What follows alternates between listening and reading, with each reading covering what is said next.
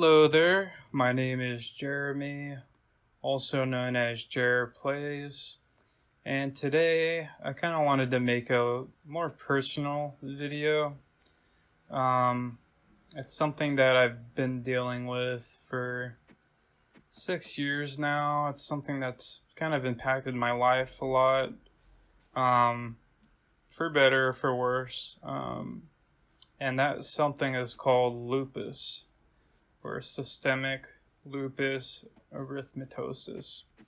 So let's get into it. So lupus is an autoimmune disease. And what that means is that your own body is essentially attacking itself. So it's mistaking certain parts of your body, your immune system's mistaking certain parts of your body as a foreign invader. So it attacks it, and with lupus, that can look like it attacking your joints. For some people, it attacks their kidneys, like Selena Gomez. You may have heard of her, that she has lupus. It was attacking her kidneys. It can attack your brain. It could attack your heart, your lungs, pretty much any organ in your body it can attack. And for me personally, it mostly affects my joints. That, and I experience extreme fatigue sometimes. So now that we kind of know what lupus is, I want to take you back to 2017, late 2017. That point, I had gone through a lot of stress in my life. Leading to that point, home life wasn't too great. There was a lot of stress and struggles there. So, at this point, mentally, wasn't doing that great. And I think that being depressed, along with being extremely stressed out at that point, I think it is what kind of set off me having lupus. For some people, stress can trigger lupus.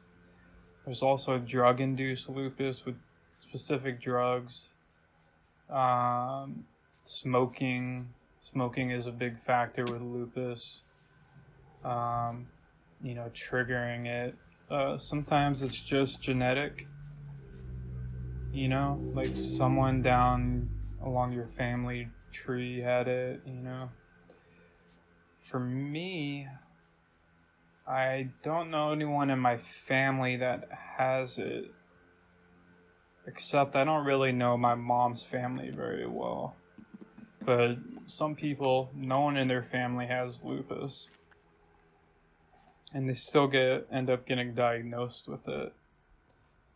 So, 2017 wasn't doing too great, and one day I ended up waking up and having this kind of bad leg pain. It was in my knees, and I remember having trouble walking, and I thought, wow, this is kind of weird, And that ended up progressing to more of a whole body. It was affecting my elbows, my elbows. It was affecting my hands, my ankles. Ankles were a big one. And it just kind of started affecting a lot of parts of my body. And so, I had gone to the ER several times. I had gone to urgent care. They can't really diagnose you with things there. I remember going to urgent care, and they thought I may have a form of arthritis called ankylosing spondylitis, which the Imagine Dragons singer has. But yeah, they really didn't know what was going on. And I had been referred to one rheumatologist, but, at that point, I had been diagnosed with fibromyalgia, and there's a big stigma with having fibromyalgia in the medical community, even still to this day.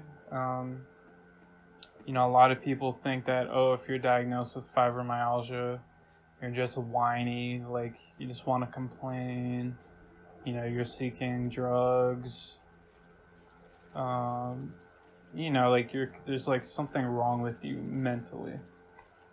But a lot of doctors do realize now that fibromyalgia is a real thing. It's been studied, people's brains have been studied, and it's been shown there's their pain circuit, like in their body, is kind of messed up. Like the pain dial is kind of turned way up more than like the average person. But to me, I didn't think I had fibromyalgia really, because I was experiencing joint pain. Fibromyalgia is more like a whole body pain. To me, it was mostly specifically in my joints. But the first rheumatologist I saw, I think he saw the fibromyalgia diagnosis, and he kind of thought, oh, here we go again, some doctors have a big issue with people with fibromyalgia, and I think he just kind of didn't want to deal with me after he saw that diagnosis.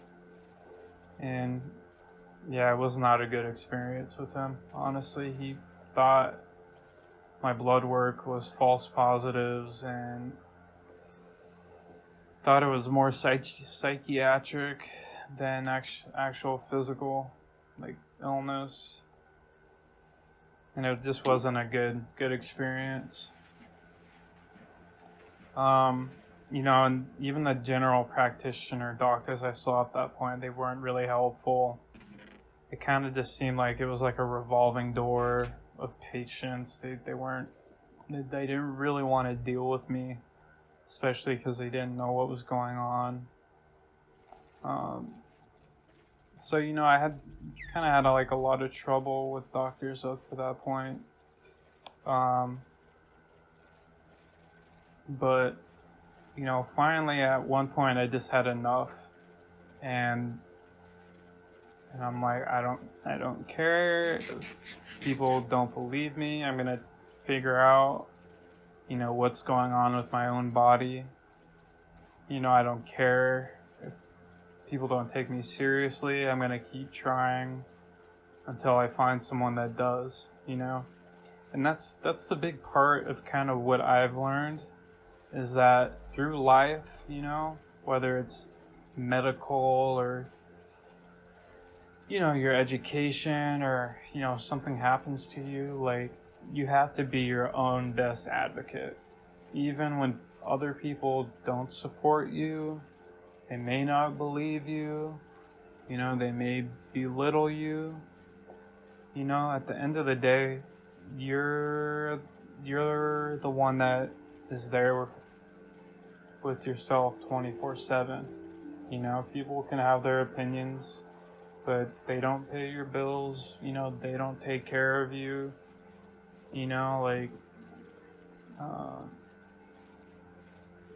even if they do pay your bills or they're helping take care of you, at the end of the day, what's going on with your own body. So that's kind of where I was at that point. Like, if, I was in so much pain, I could barely sleep. I barely got any sleep. I had insomnia. I would stay up all night because of how much pain I was in. And then sometimes I was just up for days, honestly. Or I would finally fall asleep during the day because I was so tired from not being able to sleep at all. Pain. It's called painsomnia, and it's honestly terrible.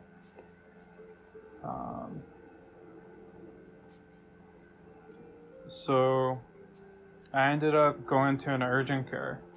So I was like, hey, they may not be able to diagnose me, but hopefully I can get a referral to a good rheumatologist. Because to me, that's kind of what I was expecting. It would be something autoimmune or something like that, so like some type of arthritis or something. Because of all just the pain, terrible pain in my joints. And by the grace of God, he listened to me. There was nothing they can do at that urgent care appointment besides refer me, and he asked me if that's what I wanted, and I'm like, absolutely, like that's why I'm here. Like, I just want a referral. And it took 9 months to see my rheumatologist that I was referred to. And to be honest, when I was at that appointment with the rheumatologist, I wasn't expecting much to happen. I was kind of expecting her not to believe me, because that's kind of what, either, not to believe me or just not know what to do. That's kind of, those two things is kind of what I experienced up until that point. So I wasn't really expecting much from that appointment, but, when I got there, and the thing is they almost didn't accept me going there because they don't personally treat fibromyalgia. So I remember I was almost not able to get an appointment because they don't treat fibromyalgia, but I was kind of like, I don't think I have fibromyalgia. I think what I have is something to do with my joints, something rheumatological, if that's a word. Like, I was kind of dead set that it was something like that. And so they ended up getting back to me and were able to schedule the appointment, thank God. And you know what? It was,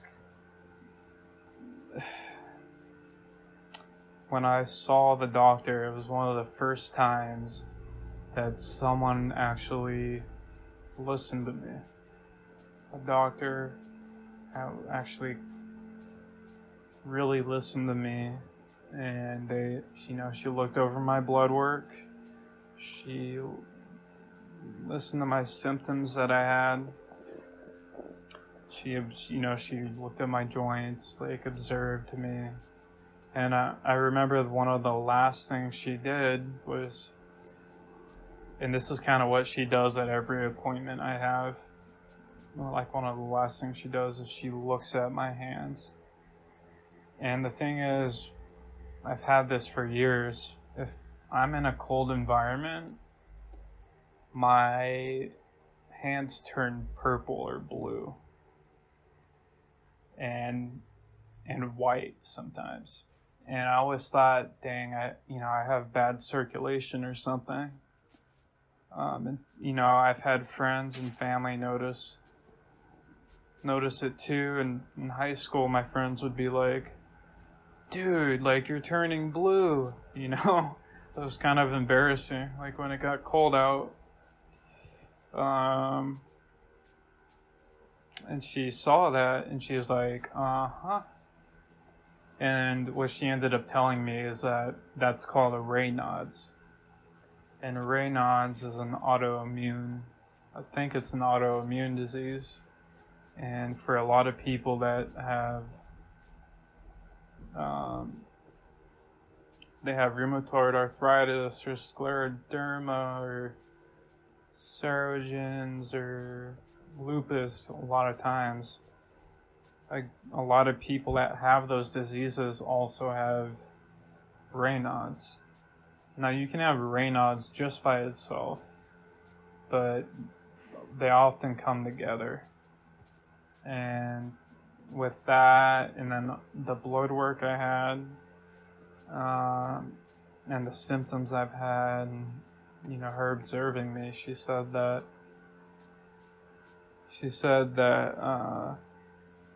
she thinks that I have lupus, early lupus. And guys, when she said that,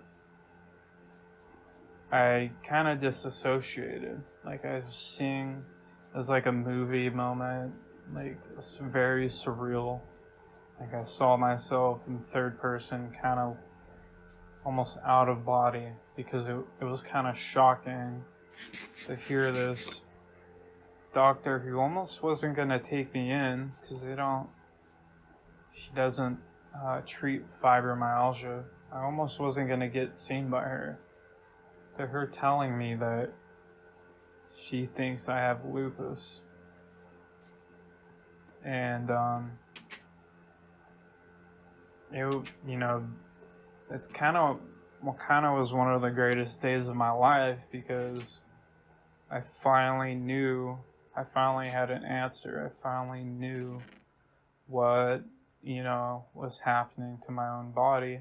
And I kind of had a hunch beforehand that, I'm something autoimmune. And, I'm glad that I listened to myself. I'm glad that I didn't let people who didn't believe me control me and control what I did, Up until that point, you guys, like, a lot of people in my family didn't believe me. People said some ugly, nasty things behind my back. A family friend literally said that I was a menace to society because I wasn't working at the time and she thought I was faking it.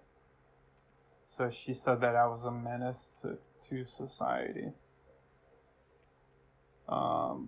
I've had certain family members, they couldn't understand why my girlfriend and her family were taking care of me. I don't know what they expected. Did they expect me to be homeless? Because without her and them, I probably honestly would have been homeless. But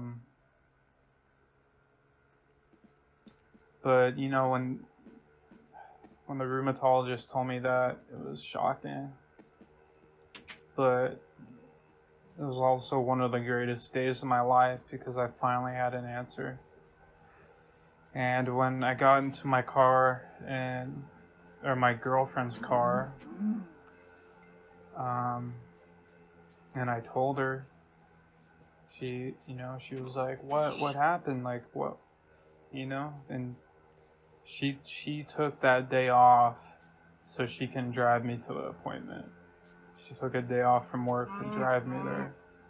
When I told her that the rheumatologist said that I had lupus or early lupus, my girlfriend burst out crying, like sobbing but they were kind of tears of joy because we finally had an answer to what I was going through, and it was absolutely real.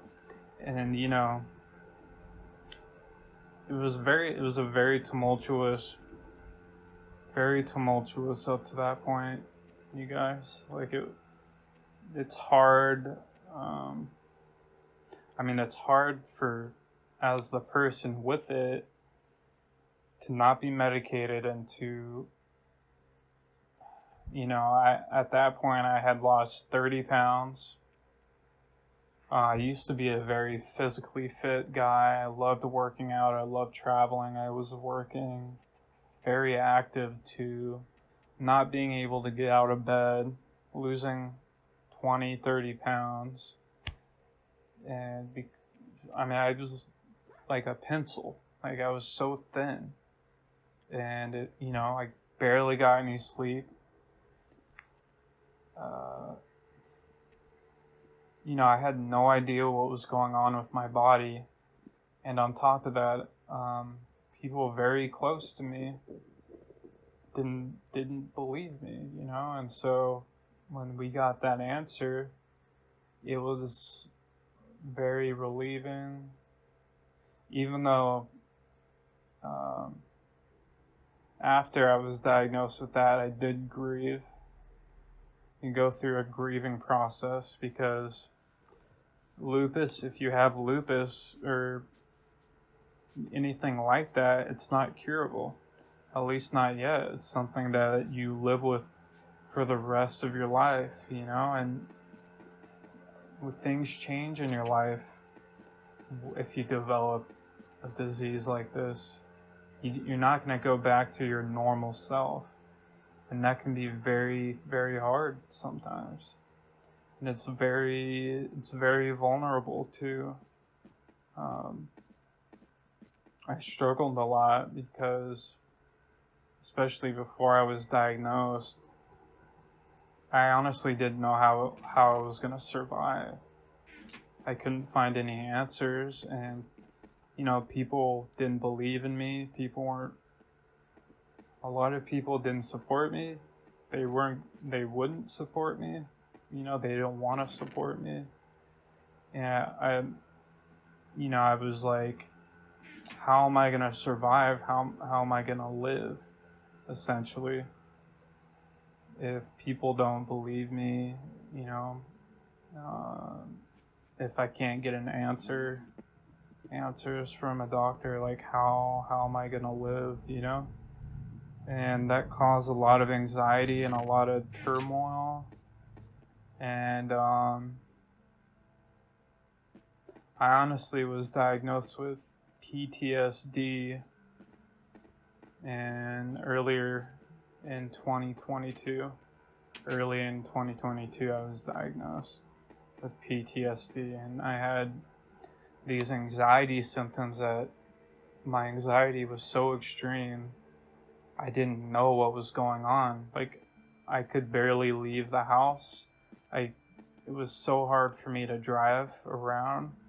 It was hard for me to trust people, even people that love me and were very close to me, And it's because it was pretty, honestly, traumatic, with what I went through. And I think the fact that people didn't believe me, I felt very hopeless, and then it made me doubt myself.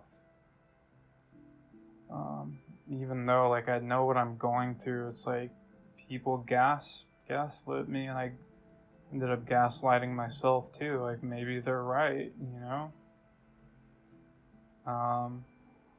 But honestly, since then, you guys, since I've been put on medication, my whole life has kind of turned around. I still experience some pain and some fatigue, especially during the summer with the sun. The sun is not your friend if you have lupus. There's times where I still go through a flare and it's difficult, but it's so much more insignificant now. I can pretty much live a more normal life. I can work. I have a job now. I'm active. I go on walks every single day, I used to barely be able to walk to the mailbox and back, or if I went to the store with my girlfriend, I could barely walk around the store, until I had to go back to the car and wait for her to get back. And so I mean, it's been a crazy journey. Honestly, it's been very lonely sometimes, but with what I've gone through, I know that I'm capable of so much, and I kind of wanted to make this video so other people that are diagnosed with lupus or chronic illness or fibromyalgia or any type of life-altering event, I want you to know that you're not alone and that you've got this. And times get extremely hard, but you can do it. You can make it through. Keep advocating for yourself. Keep fighting. Even if no one else believes in you, I believe in you. And I would say believe in yourself, but that can be kind of hard sometimes. But you can do it, you know. I have faith in you. I believe in you. And I want to make more videos about this topic in the future. If you guys want to hear more videos about this, or maybe about my journey with lupus, or my symptoms, or whatever, you know, comment down in the comment section. And thank you for watching this. I kind of wanted to make a video like this for a while now. I don't like sharing a lot about myself, and I'm kind of private. I don't really like a whole lot of attention on me, but I'm kind of doing this because I'm kind of doing this maybe to help other people, or you know, there's I find comfort when I listen to other people that have lupus and talk about their life and their, you know, what they're going through. So I hope this can help other people that are in the same situation. And anyways, I'll see you guys in the next video. Thank you.